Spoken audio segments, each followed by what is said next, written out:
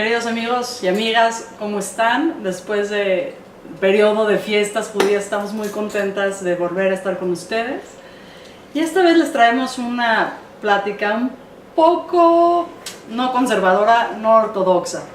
¿Han escuchado el vudú? De estos muñequitos pequeños a los cuales les metemos agujas y entonces la persona a la que se refiere ese muñequito sufre las consecuencias. Y entonces nos dimos a la tarea de pensar si es posible hacerse autovudú, es decir, hacernos sufrir poniéndonos alfileres en donde más nos duele. Y creo que lo que más nos duele, lo más sensible, además de la cartera, es el corazón. Entonces hablemos un poquito del corazón y de lo que pasa cuando las cosas nos pasan. A veces nos suceden cosas en la vida y nosotros decimos, es que esto me pasa a mí, yo soy la culpable, la de la mala suerte. Nos empezamos a contar estas historias de que me pasan y no nos damos cuenta que no es que me pasan las cosas a mí, lo personalizamos. Las cosas suceden y yo actúo o reacciono de acuerdo a lo que está sucediendo. Pero es muy diferente que cuando me pasan, ¿no? Tuve una paciente que me dice, se me murió esa noche. ¿Se te murió a ti? Le digo, me dice, sí, se murió la persona, ¿no? Pero así hablamos, y en este hablar es lo que vamos a usar mucho hoy, este juego de palabras de cómo hablamos. Pero en este me pasa, me quedo muchas veces resentida con la vida.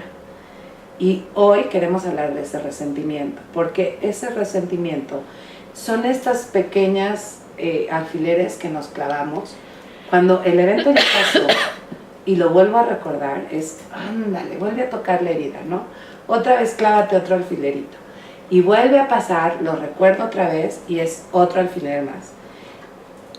Nosotros creemos que el resentimiento es volver a sentir. Y ¿quieres hablar de? Pues lo que pasa con el resentimiento, generalmente una vez que las cosas nos pasan, entonces adoptamos dos papeles, o el de víctima, ¿no? Soy víctima de las circunstancias, de la mala vibra de la otra persona, ¿no? O el otro, la culpabilidad, es que es mi culpa y me lo merezco. Entonces vamos a hablar un poquito del perdón y de las 4 R's del perdón. Entonces empezamos con resentimiento. Cuando vivimos bajo la fórmula de las cosas me pasan, entonces volvemos a sentir una y otra vez y otra vez. Y como lo hemos dicho muchas veces en este espacio, no nada más sentimos con la mente y el corazón, el cuerpo vuelve a sentir. En el cerebro, los neurotransmisores de ese evento traumático, de ese evento que nos pasó, se vuelven a activar. Y entonces el cuerpo vuelve a sentir el mismo miedo, vuelve a sentir el mismo enojo, vuelve a sentir la misma angustia, pero aparte se va acumulando porque no se ha hecho un ejercicio de limpieza. Entonces tienes el enojo inicial, más el siguiente, más el siguiente, más el siguiente. Entonces, resentimiento. Resentir es que todo tu cuerpo vuelve a vivir esa experiencia. Y yo me pregunto, si la experiencia es tan mala, ¿qué nos lleva a volvernos a poner en ese lugar una y otra vez, y otra vez, y otra vez? Entonces, hay 3 vías o 3 pasos de salida que proponemos desde Presente Continuo. Y el primero, que es la segunda R, es la reflexión. Todos entendemos reflexión como pues ponernos a pensar en lo que nos pasó, hacer un poco de conciencia, un poco de introspección. Es verdad, eso es la reflexión. Pero nosotros queremos hacer un juego de palabras donde reflexionar es poder flexionarnos de nuevo. Flexionarnos tiene que ver con esta flexibilidad, con cómo me puedo readaptar a este nuevo momento que estoy viviendo, porque ya no es el mismo que viví en una primera instancia y que me causó el dolor, sino que lo vuelvo a revivir con el resentimiento y entonces no me flexibilizo con las nuevas oportunidades o con los nuevos estímulos que estoy recibiendo que me pueden ayudar a ampliar también mi rango de experiencia. O sea, si yo me quedo con esto me hicieron y esto es lo que tengo que sufrir, yo soy la víctima o me la debe y me tengo que vengar, entonces estoy atorado en una sola manera de pensar. Cuando me flexibilizo, amplío ese rango y entonces puedo incorporar nuevas ideas, nuevos conceptos, nuevas acciones, nuevas reacciones. Flexibilizarme también tiene que ver, o sea, la reflexión tiene también que ver con cuando me flexiono. Y cuando yo me flexiono, también es esta idea de poder ser humilde. Me puedo doblegar un poco y decir, ok, ¿en dónde estuvo mi responsabilidad en todo esto? ¿Qué tengo que aprender? Si es algo que me tocó vivir, ok, pasó para mí, pero ¿dónde yo puedo sacar lo mejor de esta experiencia? Sacar la perla. En estas reflexiones, cuando empiezo a ver qué puse yo para que esto sucediera, qué me toca a mí poner para salir adelante, qué me toca aprender de esto. Y después viene una de las palabras favoritas de estos tiempos post-sismo, que es reparar o volvernos a parar, ¿no? Y es muy chistoso porque siempre cuando algo nos violenta o nos transgrede, ya sea del entorno, como esta ocasión fue el sismo, o cuando hay una infidelidad, o cuando hay un mal negocio, nos golpea, pues nos caemos un poco, nos salimos de balance. Entonces, reparar tiene dos acciones también lingüísticamente. Volverse a parar, volverse a poner de pie, es decir, recuperar todas las virtudes y el buen estado en el que estabas previo a ese acto traumático o violento, y también ver qué nuevas herramientas conseguiste a raíz del suceso. Entonces, volverte a parar es, ok, ¿dónde estaba mi espacio de seguridad, mi espacio de plenitud que tenía previo al evento? ¿Y cómo regreso ahí, pero fortalecida o fortalecido? Y reparar tiene que ver mucho con nuestra autoimagen y nuestro autoconcepto.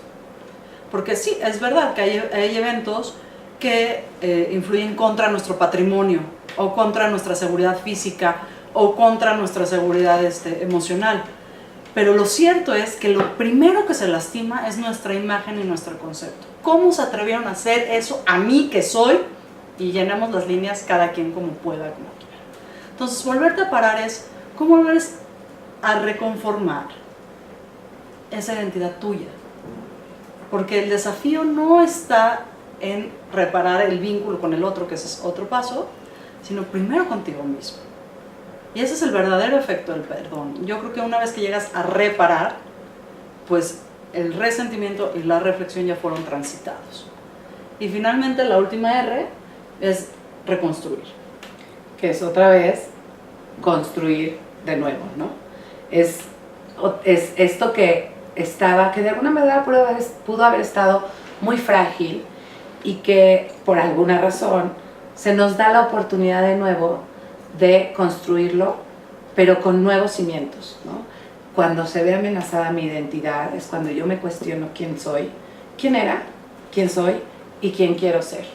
Entonces ese es el momento de construirme de nuevo, de reconstruir, de cuestionarme nuevamente qué cosas, qué conceptos, qué emociones, qué valores me habían servido para construirme y cuáles ya son obsoletos.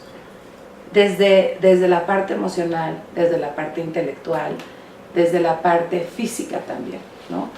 Si voy a volver a construir un edificio, bueno, ¿qué partes ya le sobran? ¿Qué partes necesitan refuerzos, ¿no? ¿Qué tengo que apuntalar? Y es así como nos podemos reconstruir en esta idea cuando empezamos a dejar de torturarnos, de seguir resintiendo y empezamos a reconstruir. Para reconstruirse, bueno, suena muy bonito, pero hay ciertos pasos internos, ¿no? Lo primero es qué estructuras se vulneraron con ese hecho. ¿Qué estructura de tu autoimagen se vulneró? Y si esa estructura, como dice Milén, es útil o no. Después de la autoimagen y del autoconcepto, lo siguiente que tienes que revisar es qué vínculos, cómo están establecidos tus vínculos, tanto los internos como con las otras personas que coparticiparon de ese evento, cómo estaban acomodados esos vínculos. Si eran vínculos de abuso o de afecto, si eran vínculos de una ida o eran dos vías, qué utilidad y qué frecuencia tenían. Y muchas veces en esta reconstrucción de nuestro propio self, o sea, de nuestra propia persona, de nuestra propia imagen, nos damos cuenta que hay vínculos que tenemos que dejar atrás. Que hay veces en el hecho de perdonar y de dejar de resentir ese evento traumático, lo que tenemos que dejar es hay vínculos que se tienen que cortar por lo sano y no dejar que vuelvan a florecer. Hay vínculos que tenemos que volver a buscar, es decir, pensemos una pelea entre hermanos, que en ese momento era muy importante que se separaran para que hubiera un poco de paz de dos lados. Pero ya cuando ya se reparó el daño, cada quien en su autoimagen y en su autoconfianza, podríamos volver a evaluar si vale la pena reconstruir el vínculo y bajo qué condiciones. Lo mismo en una sociedad, incluso en un matrimonio. ¿Qué tan fuerte fue el cisma interno que permita o no que esa reconstrucción suceda? Y finalmente, ¿qué vamos a hacer con esa experiencia? Es decir, hay experiencias que bien vale la pena dejar de sentir, reparar el daño y decir, bueno, hasta ahí llegué y no me vuelvo a meter nunca en esos terrenos. Pero lo cierto es que hay otras experiencias que bien vale la pena capitalizar para sumar a nuestros talentos, es decir, qué aprendemos y cómo lo ponemos al servicio de los demás. 2, que vale la pena, pues, como experiencia para que no me vuelva a pasar. Y 3, cómo acompañamos a otras personas que han pasado por un evento similar. Y entonces ahí se genera lo último, que es la comunidad, generar un espacio común de crecimiento y aprendizaje. Y creo que dentro de todo el concepto del perdón, esa es la finalidad última, que las comunidades vuelvan a estar en un estado más sano, menos vulnerable, más seguro, y que permita a cada uno de las personas que forman esos vínculos fortalecerse unos a los otros para que no vuelva a pasar un daño similar.